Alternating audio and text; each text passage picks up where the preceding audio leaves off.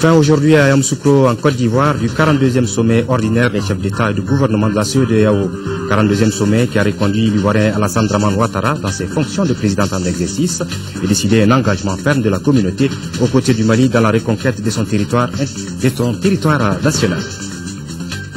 Tenue aujourd'hui de la première réunion du comité de pilotage des élections pour la bonne organisation de ces échéances prévues avant le 31 juillet 2013. La mission du comité est surtout de suivre toutes les actions entreprises pour le bon déroulement du processus. Mesdames, Messieurs, bonsoir et bienvenue à l'information sur l'ORTM. Je vous le disais dans les titres, le 42e sommet ordinaire des chefs d'État et de gouvernement de la CEDEAO a pris fin en début d'après-midi à Yamoussoukro en Côte d'Ivoire. Parmi les décisions du sommet, la reconduite du président Alassane Dramane Ouattara comme président en exercice de la CEDEAO et un engagement ferme de la communauté aux côtés du Mali dans la reconquête de son intégrité territoriale. Pour la CEDEAO, le désarmement de tous les groupes armés, la rénonciation du MNLA à ses velléités sécessionnistes sont des conditions à respecter avant toute négociation. Envoyé spéciaux Aruna Diara, Tessira Emmanuel Dambélé. Ce 42e sommet a confirmé l'engagement sans faille de la CEDEAO aux côtés du Mali dans la reconquête de son intégrité. L'organisation sous-régionale réunie à Yamoussoukro a été plus tranchante en réitérant tout son attachement à l'unité et à l'intégrité du Mali et son soutien aux autorités de transition à qui elle demande de continuer sur la bonne voie. La conférence réitère son soutien ferme à la transition en cours et aux autorités de la transition, dirigées par le président Dioncounda Traoré, et exprime sa détermination à défendre la transition contre tout fauteur de troubles, civils ou militaires. Le sommet salue l'adoption de la feuille de route de transition par l'Assemblée nationale et exhorte les autorités maliennes et toutes les parties prenantes à diligenter sa mise en œuvre. Prenant note de la décision des autorités maliennes de tenir les élections présidentielles et législatives au plus tard le 31 juillet 2013, les chefs d'État et de gouvernement décident de proroger le mandat des organes de transition jusqu'à la fin de la transition et ce conformément à l'avis de la Cour constitutionnelle. Reconquête du nord du Mali, la conférence des chefs d'État et de gouvernement salue l'action décisive de la France dans notre pays et les efforts de l'ensemble des pays contributeurs à la mission de soutien au Mali. Elle demande à la Commission de veiller à ce que les besoins de cette mission soient satisfaits en termes de déploiement et de logistique complémentaire. Si la CEDEAO est pour le déploiement d'observateurs des droits de l'homme sur le terrain, elle pose une condition à toute négociation avec les groupes armés. Ils exhortent également les autorités de la transition à accélérer le processus de la mise en place de la Commission nationale de réconciliation et de dialogue en vue de promouvoir, et ce à travers la plus grande représentativité possible, la réconciliation nationale et la restauration d'une paix durable.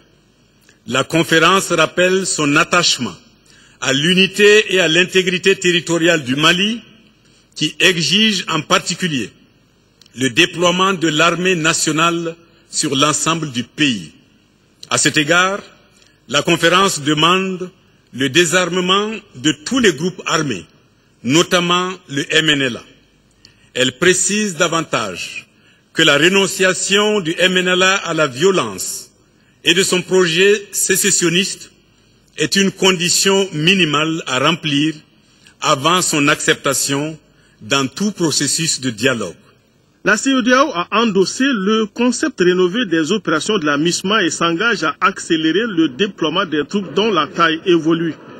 Nous avons entériné la taille de la MISMA à 8000 hommes et son opérationnalité sur le terrain exige maintenant un budget de 950 millions de dollars, dont près de la moitié a été levée lors de la conférence des donateurs en Éthiopie en janvier dernier. Notre conférence invite donc tous les pays africains et tous nos partenaires à s'impliquer résolument dans le financement de la MISMA. La CEDEAO se félicite de la coopération positive de l'Algérie, de la Mauritanie, du Maroc pour la résolution de la crise au Mali. L'adoption de la feuille de route avec une place pour les élections a été appréciée par la communauté qui accueille avec joie les propositions de contribution financière de la Gambie et de la Guinée équatoriale au profit de la MISMA.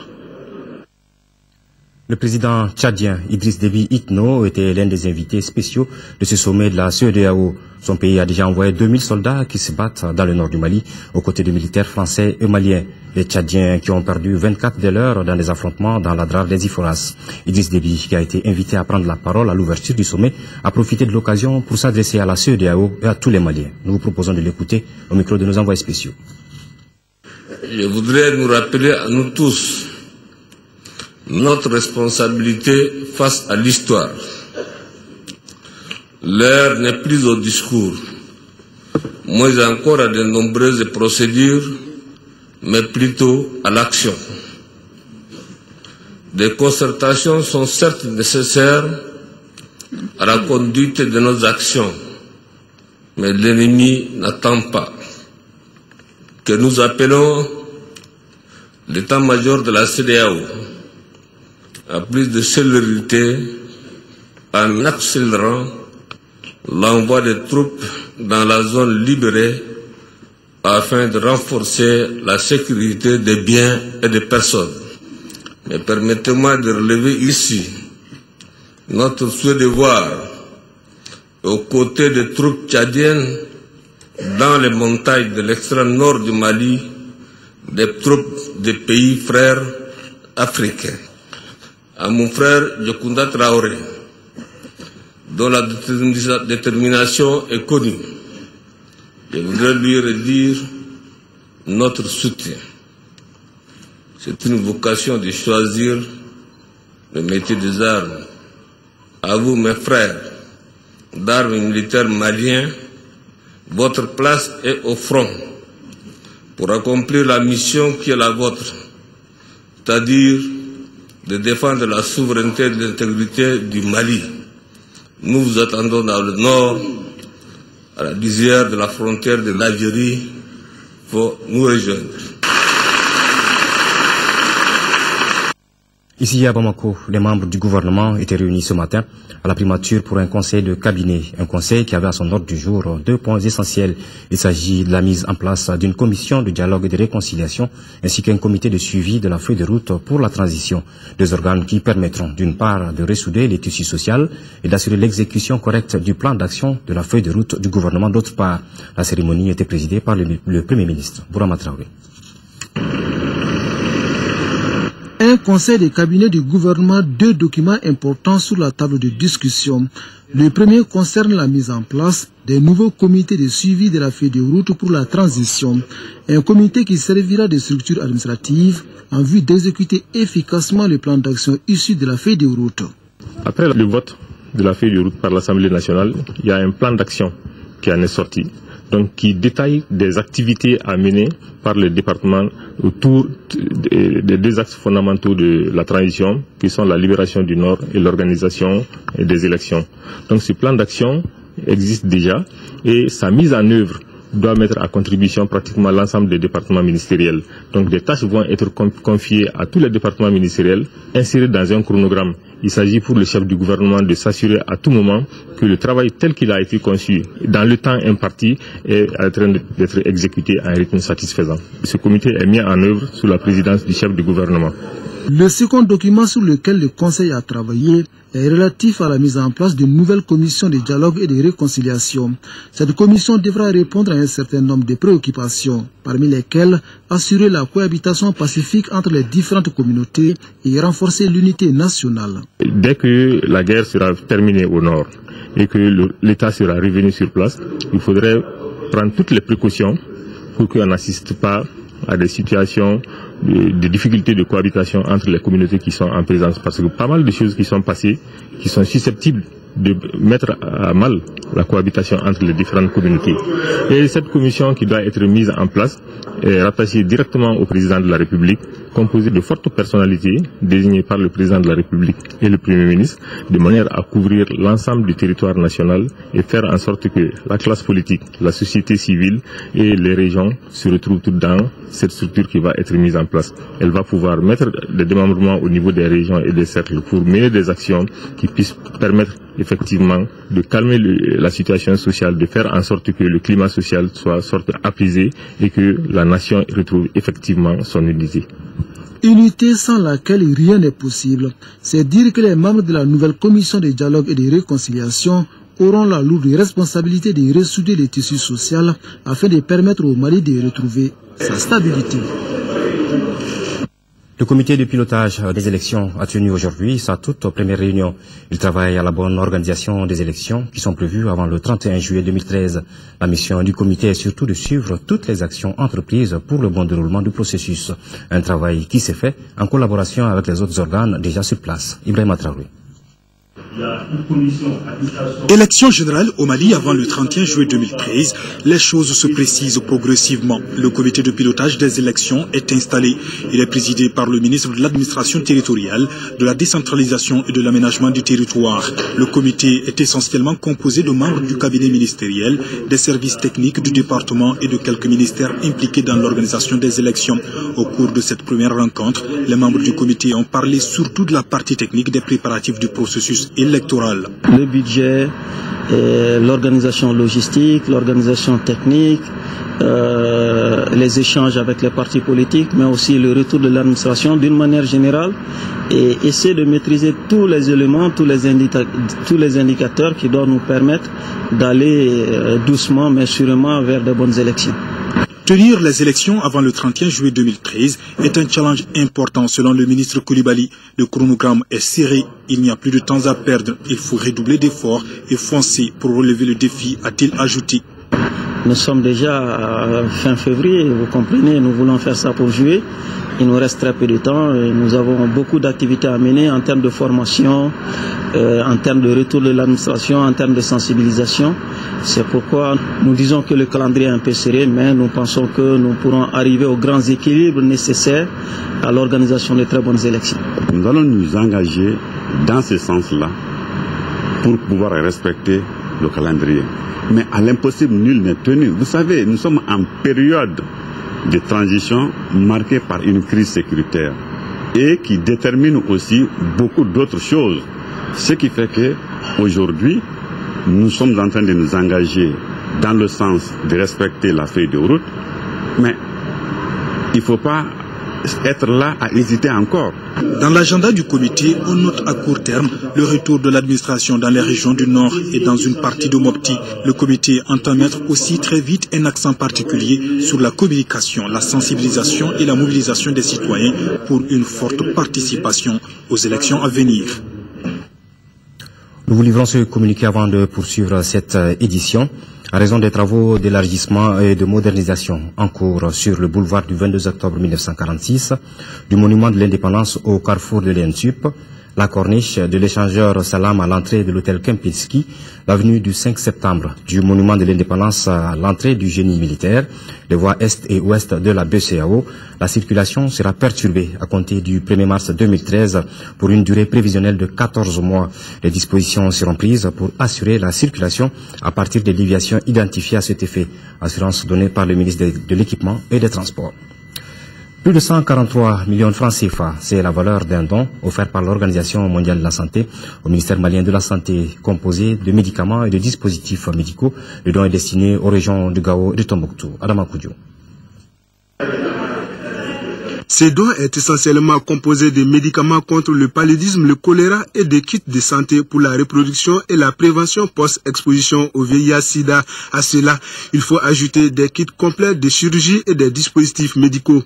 Le don est l'œuvre de l'Organisation mondiale de la santé, OMS. Nous sommes dans une situation humanitaire assez difficile, avec une situation sanitaire exacerbée au nord et au sud du Mali. Le choix de ce don est basé sur les besoins que nous avons clairement identifiés avec le gouvernement du Mali. Et donc cela répond aux besoins identifiés sur le terrain, aussi bien dans les zones qui reçoivent les populations déplacées que dans les zones où le conflit existe toujours. D'un coût total de plus de 143 millions de francs CFA, les produits vont contribuer à la reconstitution des stocks des structures de santé. L'OMS accompagne ainsi le gouvernement du Mali dans la mise en œuvre de sa feuille de route. Ces dons de médicaments viennent à point nommé et seront destinés donc aux régions du Nord, notamment les structures de santé de Tombouctou et de Kidal. Et nous allons prendre les dispositions pour les faire parvenir sur site dans les meilleurs délais. Ces dons permettront de combler le risque de rupture qui existe présentement au nord. La donation est rendue possible grâce au soutien de la République fédérale de Russie. Dans le cadre de l'aide à l'armée, le Haut Conseil islamique, les collectivités locales et les opérateurs économiques de CAI ont remis la semaine dernière plus de 20 millions de francs CFA au comité régional de crise. Présidé par le gouverneur de région, le colonel Salif Traoré, les opérateurs ont collecté plus de 13 millions de francs CFA, dont une partie, soit plus de 3 millions, a été envoyée à Bamako. Le reste ayant été remis au comité régional. Pour plus de précisions, nous écoutons le président de la Chambre de commerce et d'industrie de CAI, Diaby Doucouré. Il est au micro de Siaka Konaté. Les autorités nationales ont fait un appel à l'ensemble des Maliens pour faire face aux difficultés que le pays connaît en ce moment. Donc, et cet appel nous est parvenu, à nous, opérateurs économiques aussi. Et nous avons regroupé toutes les structures, je vous dis bien toutes les structures de la région. Vraiment, je vous assure que même les vendeurs de condiments ont interpellé toutes les structures alors. Et chacun a intervenu vraiment jusqu'à atteindre ce niveau de collecte. Donc nous avons pu collecter au total 13 200 000 francs. 13 200 000 francs que nous avons divisés parce que nous pensons que CAI est très exposé parce que à la frontière entre 2 ou 3 États qui sont considérés comme un peu difficiles en relation de l'existence de la rébellion près de ces trois pays. Nous avons jugé utile de partager cet argent, donner 3 100 000 francs que nous avons versés dans le compte national et 10 100 000 francs que nous avons versés l'autre jour au gouvernorat. Les forces alternatives pour le renouveau et l'émergence, en abrégé FAR Ankawili, c'est le nom du nouveau parti politique qui sera porté sur les fonds baptismaux dans les prochains jours. L'information a été donnée ce matin lors d'une conférence de presse. Cette nouvelle formation politique soutiendra la candidature de l'ancien Premier ministre Modibo Sidibé à la prochaine présidentielle. Momari Kone. À quelques mois des élections présidentielles, les partisans de l'ancien Premier ministre Modibo Sidibé se mettent en ordre de bataille. Ils créeront dans les jours à venir un nouveau parti dénommé Force alternative pour le renouveau et l'émergence, FAR Ankawili. Une formation qui ne sera pas de trop dans les landerneaux politiques maliens selon ses responsables.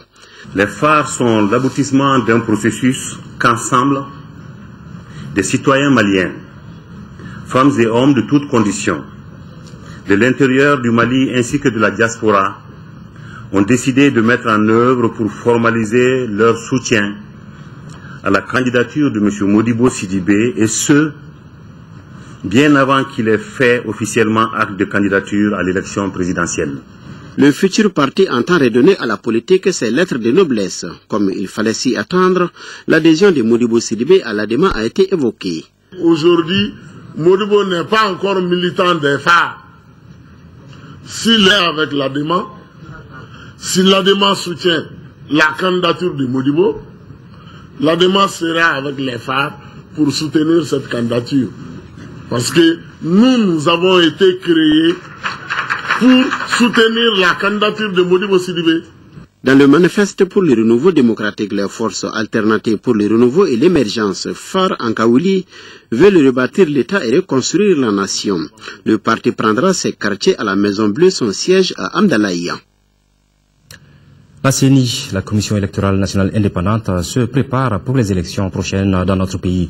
C'est dans ce cadre que le coordinateur de la structure au niveau de la région de Ségou a visité les différents cercles. L'objectif de cette tournée de Djonkunda Samabali était de faire un état des lieux par rapport aux échéances de 2013. Il nous dresse le bilan de cette tournée au micro de Kandesila. Dans la plupart des démembrements que nous avons visités, CL et CEC, les choses sont en place.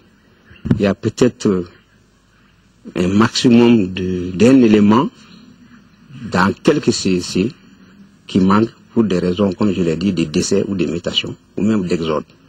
Sinon, pour la plupart des CEC visités et des CL visités, les choses sont en place. Aujourd'hui, nous pouvons dire que quand on décidera de reprendre de manière plus active, comment dirais-je, nos missions sur le terrain, on est prêt. Parce que maintenant, c'est l'heure d'être prêt.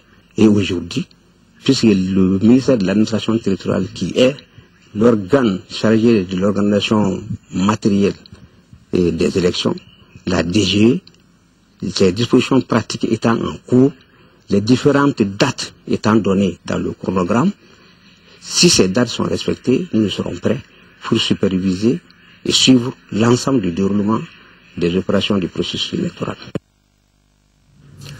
Aujourd'hui à Tombouctou, avec la présence des forces françaises et maliennes, l'espoir de sauver l'année scolaire est permis. Les autorités communales, malgré le manque de moyens et de ressources humaines, ont rouvert les classes du fondamental au secondaire. Le centre d'animation pédagogique CAP a invité les enseignants qui avaient quitté la ville à rejoindre leur poste.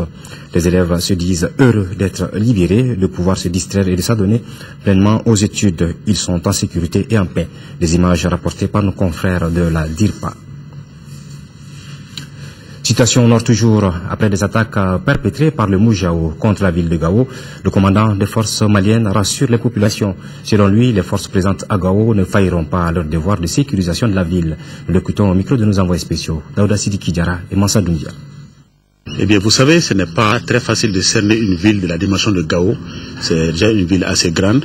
Et avec le volume de force que nous avons ici, ce n'est pas facile de cerner tous les centimètres qui entourent la localité de Gao. Et c'est en exploitant certainement des renseignements avec certaines populations et aussi en prenant en compte les petites failles qui pouvaient se trouver au niveau de notre dispositif que ces individus ont certainement pu s'infiltrer à l'intérieur de la ville. Mais malheureusement, pour eux, je dirais, ils ont été signalés, ils ont été vus quand même par des individus qui nous ont signalé leur présence en ville. Je disais, la ville est trop grande pour être cernée par toutes nos forces. Donc, vous voyez, il y a les portions nord-est de la localité qui sont complètement désertiques. Et la portion sud, la portion ouest, c'est le fleuve. Et nous pensons que très probablement ces gens ont pu s'infiltrer par le fleuve. Et à ce niveau, nous avons des éléments qui patrouillent. Donc le lieu par lequel ils se sont infiltrés, c'est un lieu de marché. Il y a beaucoup de hangars utilisés par des habitants locaux. Donc c'est à ces endroits et ce n'est pas facile d'observer à ces endroits. L'armée a bien les moyens d'aller vérifier derrière le fleuve. Mais nous ne pensons pas que ce soit une priorité en ce moment. L'essentiel c'est de pouvoir interdire déjà les berges du côté de Gao. Ça c'est le plus important pour nous maintenant. Et le danger peut bien provenir de la ville de Gao. Et à l'analyse que nous avons effectué après les actions de jeudi dernier, nous pensons qu'il y a encore à Gao des dépôts d'armes, de munitions et d'explosifs et nous sommes en train de continuer encore à faire les fouilles. Pour le moment, on a renforcé le dispositif sécuritaire au niveau, sur toute la ligne du fleuve, en fait, toute la berge du sud jusqu'au nord de Gao et nous sommes persuadés à l'heure actuelle que infiltration par le fleuve c'est quasiment impossible. Mais si les militaires vous disent qu'ils ont faim, c'est parce qu'ils étaient tellement engagés dans le combat, ils n'ont pas eu le temps de manger. Ce n'est pas parce qu'il n'y a pas d'alimentation. Tout le monde a l'alimentation à Gao ici, les gens mangent vraiment à leur faim. Mais vous reconnaîtrez avec moi que quand un militaire est engagé dans des combats, ce n'est pas le moment qu'il faut choisir pour aller chercher à manger. Non, c'est que nous préférons ne pas nous prononcer sur les opérations à venir.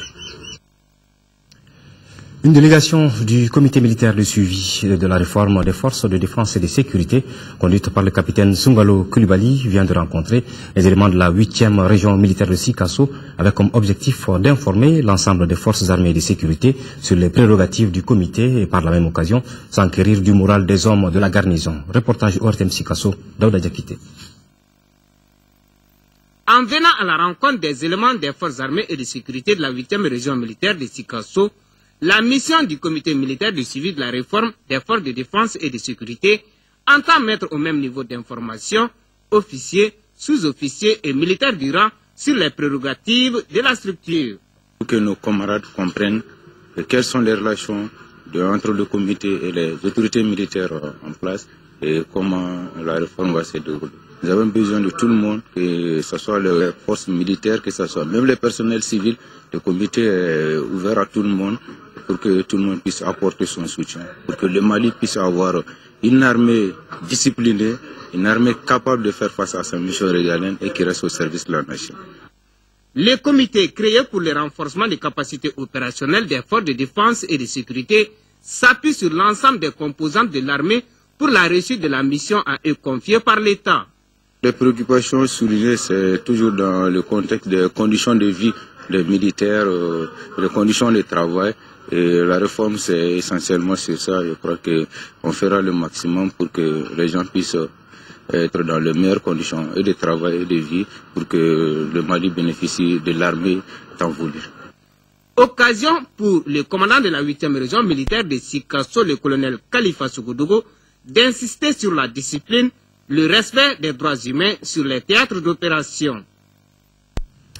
Après Sikasso, une autre mission du comité militaire de suivi de la réforme des forces de défense et de sécurité vient de séjourner dans la cité des Rails. L'objectif de cette autre visite est de s'imprégner des réalités sur le terrain et de mieux informer les forces armées et de sécurité de la première région sur les missions du comité, les réalisations qu'il a déjà faites et les perspectives pour une bonne réforme de notre armée.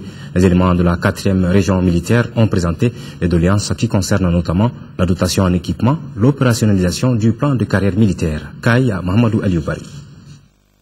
Cette visite du comité de suivi de la réforme des forces de défense et de sécurité dans la capitale des Rails a pour objectif de toucher du doigt les réalités sur le terrain, mais aussi de présenter le comité, les missions qui lui sont assignées et les perspectives pour la bonne réforme de notre armée. La création de ce comité, le comité militaire de suivi des réformes des forces de défense et de sécurité, qui a en charge l'élaboration du programme de réforme des forces de défense et de sécurité, sa mise en œuvre et son évaluation ne peut se faire, l'atteinte de ces missions ne peut se faire sans cette collaboration évidente avec ceux-là même qui sont les acteurs, qui sont les bénéficiaires de ces réformes. Pendant plus de 3 heures de débat à la garnison du camp Mohamed Lamine Dramé, les éléments de nos forces armées et de sécurité des CAI ont été édifiés sur la loi créant le comité militaire de suivi de la réforme des forces de défense et de sécurité, les actions déjà faites par le comité. Les éléments des CAI ont présenté plusieurs doléances qui sont entre autres la dotation en équipement, le renforcement des capacités et l'opérationnalisation d'un plan de carrière dans l'armée. Auparavant, la délégation du comité avait rencontré la hiérarchie militaire de la région. Une visite de la gendarmerie, de la police, de la garde nationale a mis fin à cette visite du comité de suivi de la réforme des forces de défense et de sécurité dans la cité des Rails. La communauté internationale célèbre demain 1er mars la journée mondiale de la protection civile, une date qui marque l'anniversaire de l'entrée en vigueur, le 1er mars 1972, de la constitution de l'Organisation internationale de la protection civile, OIPC, en tant qu'organisation intergouvernementale. Cette année, la journée est célébrée sous le thème « La protection civile et la préparation des organisations de la société civile pour la prévention des risques de catastrophe ». À cette occasion, voici un extrait du message du ministre de la Sécurité intérieure et de la protection civile, propos recueillis par Nando Dambélé. Le thème de la journée de cette année revêt une importance capitale. Il est d'autant plus important que les organisations de la société civile sont des partenaires incontournables des décideurs politiques, car elles sont les mieux placées pour détecter les besoins des populations pour un développement durable. Au Mali, les organisations de la société civile ont toujours joué le rôle qui est le leur dans la gestion de tous les événements majeurs intéressant la vie de la nation. En effet, dès l'éclatement de la crise politico-sécuritaire et humanitaire que connaît notre pays depuis janvier 2012, nous avons constaté que de nombreuses organisations humanitaires et caritatives se sont développées et continuent à œuvrer sur le terrain afin d'aplanir les souffrances des victimes civiles et militaires. Convaincus que l'atténuation de la pauvreté à travers le développement économique et social, ainsi que la réduction des risques et des catastrophes, sont des sujets étroitement interdépendants, Nous devons mettre le dynamisme des organisations de la société civile à profit et engager notre responsabilité envers elles dans un cadre légal, en leur dotant des moyens les permettant de renforcer les capacités locales de résilience face aux catastrophes. Le laboratoire national des eaux a tenu ce matin la 8e session ordinaire de son conseil d'administration, une session qui passera en revue les activités 2012 consacrées à des analyses de ressources en eau. Elle doit également valider le projet de budget 2013 qui s'élève à plus de 530 millions de francs CFA, un budget qui permettra l'ouverture prochaine du laboratoire régional de Caille. Le point avec Sira Bachili. Le laboratoire national des eaux, un service créé en 2008 pour assurer le contrôle et le suivi de la qualité des ressources en eau. Malgré la crise sociopolitique, le laboratoire a pu réaliser plus de 2600 analyses physico-chimiques et plus de 4800 analyses bactériologiques. Des examens qui mettent en évidence le degré de pollution des eaux, surtout de surface, comme le fleuve Niger. La pollution bactériologique surtout est fréquente, puisque ça c'est dû à des pollutions fécales au niveau de certaines eaux, c'est surtout accentué au niveau des eaux de surface. Mais au niveau des eaux souterraines, il y a moins de pollution bactériologique. Mais il peut y avoir des pollutions physico-chimiques, dues à des concentrations élevées de certains métaux lourds. Nous invitons aussi les teinturières et aussi d'autres activités génératrices de revenus qui contribuent à la pollution de l'eau, des eaux de surface, telles que le fleuve Niger, le Bani, et le Sénégal, le bassin de la Volta. Avec l'acquisition de nouveaux équipements et un budget prévisionnel de plus de 530 millions de francs CFA, le laboratoire national des eaux pourra rendre opérationnel courant 2013 un réseau de suivi et d'évaluation de la qualité des ressources en eau au Mali et bien d'autres projets. Avec la mise en service très prochaine du laboratoire régional de Caille et le renforcement en moyens matériels et humains de celui de Mopti, l'espoir est permis. En effet, ce dispositif devra permettre au laboratoire national des eaux d'accroître ses capacités d'intervention sur l'ensemble du territoire national. Il s'agira donc pour le laboratoire d'établir les normes sur la qualité. Les études et les recherches se poursuivront dans ce sens. Ouverture ce matin à Bamako de la 5e session du comité de pilotage du projet d'appui à la filière coton textile. Avec un budget de 8 milliards de francs CFA, ce projet envisage pour 2013 par exemple la création de 90 champs écoles producteurs. Les administrateurs au cours de cette session feront aussi l'examen du rapport d'activité et l'état d'exécution du budget 2012. Le compte rendu de la cérémonie avec Moulibou Mariko. Au moment où se tient cette 5e session du comité de pilotage, les projets d'appui à la filière coton textile engagent des acquis. On a eu à construire 40 magasins de stockage pour les producteurs, 20 marchés ruraux. Et nous avons construit des laboratoires et réhabilité un certain nombre de bâtiments pour la recherche agricole orientée sur le coton. Un centre national d'appui à la transformation artisanale du coton à Ségou. Pourtant, l'année 2012 a été particulièrement difficile. La suspension de la coopération à cause des événements sociopolitiques a empêché la réalisation de certaines activités.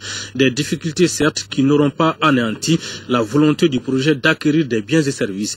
Pour 2013, avec un budget de plus de 8 milliards et demi de francs CFA, 90 champs écoles producteurs seront créés et l'accent sera mis surtout sur la formation avec l'appui du gouvernement. Grâce à ces efforts, l'on enregistre aujourd'hui avec enthousiasme une tendance à la hausse de la production de coton-graines qui est passée de 236 410 tonnes en 2009-2010 à près de 480 000 tonnes en 2012-2013. Et qu'avec la récente reprise de la coopération entre la BAD et notre pays, le dossier d'appel d'offres international pour le recrutement des entreprises des travaux publics a été lancé. Un examen minutieux du rapport d'activité 2012 et du programme de budget 2013, objet de cette 5e session, permettra aux administrateurs de faire la meilleure des synthèses possibles pour donner le coup de fouet nécessaire à la relance définitive du sous-secteur coton dans notre pays. Les jeunes Maliens de Global Shapers Community viennent d'initier une rencontre avec les entrepreneurs pour présenter un guide de sortie de crise des entreprises en cette période que traverse notre pays. La rencontre a regroupé les responsables des entreprises et les membres de Global Shapers Community. Reportage de Moussa Fani. Cette rencontre est initiée par les jeunes Maliens de Global CPS Community. Elle vise à échanger avec les chefs d'entreprise sur la situation de leur structure en cette période difficile que vit notre pays. Les membres de Global CPS Community entendent mettre un guide dénommé GPS des entreprises à la disposition des sociétés concernées, ce qui devra leur permettre de bien gérer cette crise. Il y a plusieurs responsables d'entreprises qui sont là aujourd'hui, des personnes qui ont eu à créer leur entreprise durant cette période de crise. Ça leur réussit plutôt bien. Mais après, il y a d'autres chefs d'entreprise qui ont eu des expériences douloureuses. Donc l'idée, c'est vraiment de se réunir, de faire un partage et puis de se donner des idées. Je crois qu'en créant ce cadre de dialogue entre les différentes entreprises, il y en a qui vont comprendre qu'en réalité, il y a d'autres qui ont créé leur entreprise pendant la crise. Donc je crois que ça va donner le courage à beaucoup d'entreprises de venir, soit ceux qui ont déjà leur entreprise, déjà sur le marché, à se battre pour maintenir leur entreprise et à encourager d'autres à créer leur entreprise, même pendant la période de crise. Créé en novembre 2011, Global CPS Community veut mener d'autres activités, notamment celles relatives à l'accès gratuit à la connexion Wi-Fi dans les 6 communes du district de Bamako.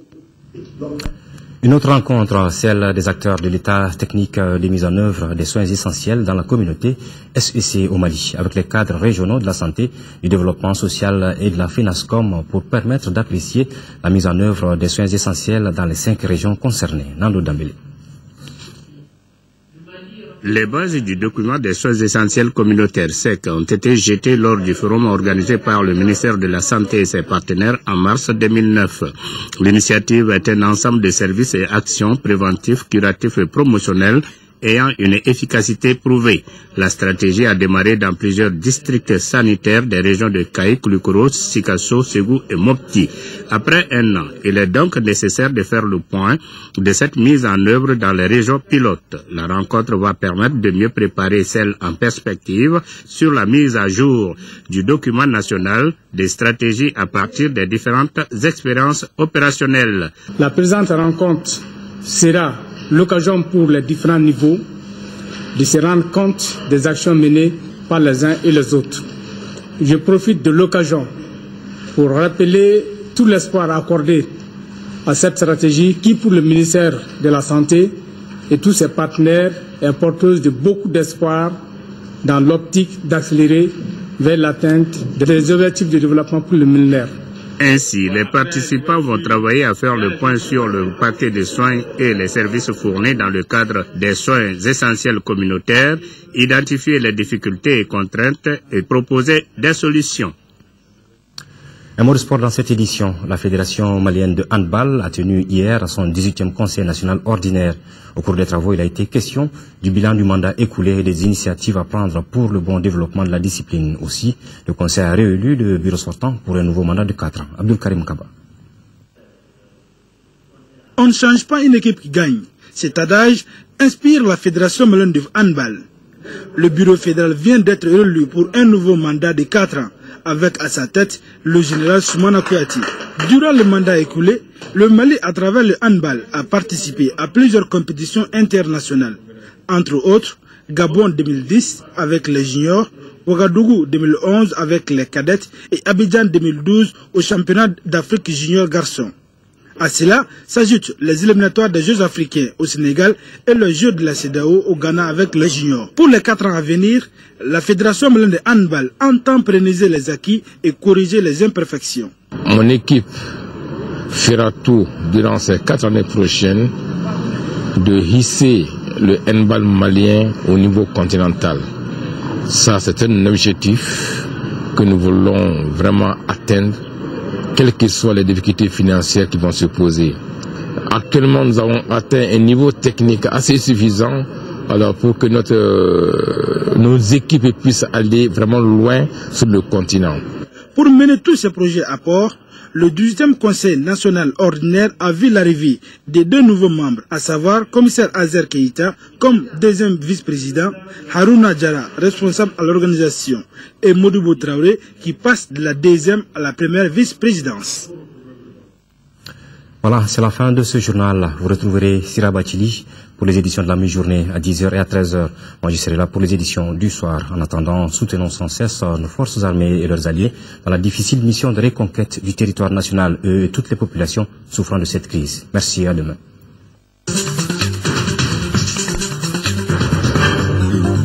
Thank you.